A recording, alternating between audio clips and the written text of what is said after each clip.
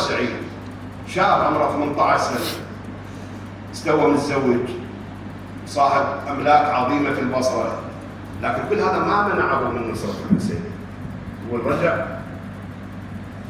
وهو ضائق الصدر، نظرت إليه أمه، خايف لا أمه تمنعه، خايف لا تقول له لا تروح، يريد يوفق بين الأمرين، بين نصرة الحسين وبر والدته، متحير في أمره. يدري الأم مو سهل عليها أنه تقدم ابنها للموت، لأنه كل من اللي ماشي مع الحسين يدري أنه ماشي للشهادة، لكن الأم طلعت كغيرها من أنصار الحسين.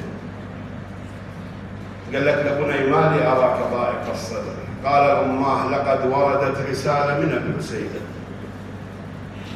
الحسين يدعو الناس إلى نصرته، وهذه الرسالة أخذت بمجامع قلبي، كسرت قلبي، وأنا ماض لنصرة سيدي ومولاي أبي عبد الله الحسين.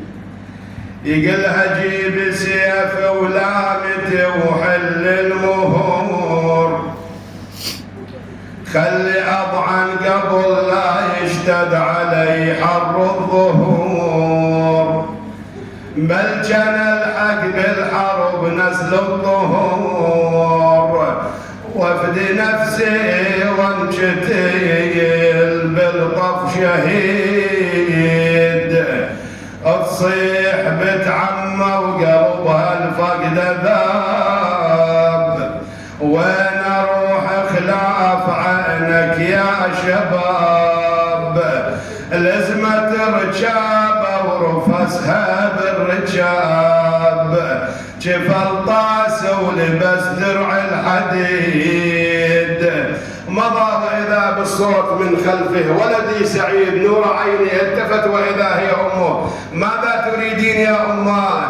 تقل اردش من نحرك ووصيك بكلام، من تصيل يا ابن وتحب بيد الإمام، قل له والد تدهد عليك السلام، وتريد منك تشفع بيوم الوعيد، قالها وانا وصيت لو شفت شباب معرس خلاف، وام فرحانه وتهلهل بالزفاف، عرسي اريدك تذكرين واخاف، بالعرس يتجدد الماتم جديد، والله ودع امه وفارق عياله وسرى، وردت العبره بصدرها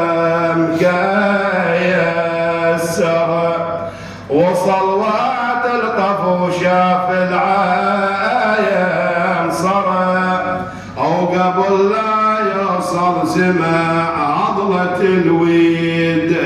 يقولون سعيد وصل يوم العاشر بعد الظهر بساعات، وقف بإزاء خيام الحسين وسلم على بنات رسول الله وعلى آل رسول الله، فأجابت زينب وقالت وعليك السلام، من المسلم علينا في هذا اليوم الذي قل فيه ناصرنا وكثر فيه واترنا؟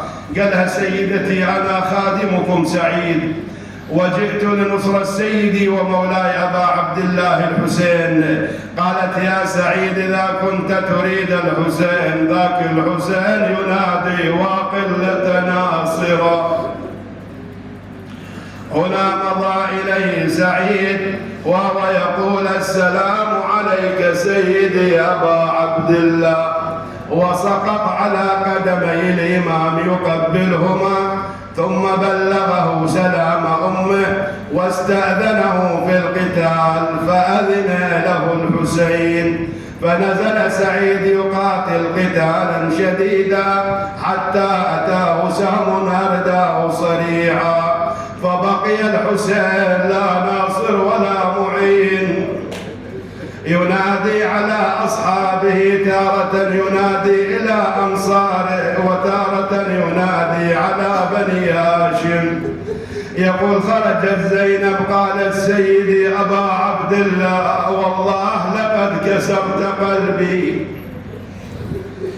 أبا عبد الله لمن تنادي إذا كنت تنادي قومك هم صرعى قد قتلهم ريب المنون.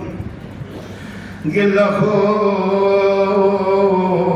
وصوا بينا من قبل لا ترحلون، لا ترحلون ومن قبل على الغبرة تنامون. تقل يا حسين يا حسين وصيت من بينا يا ولو هجمت الغار علينا. خويا حريم حريم بدار غربة وشنو البدينا. أنعم جوابا يا حسين أما ترى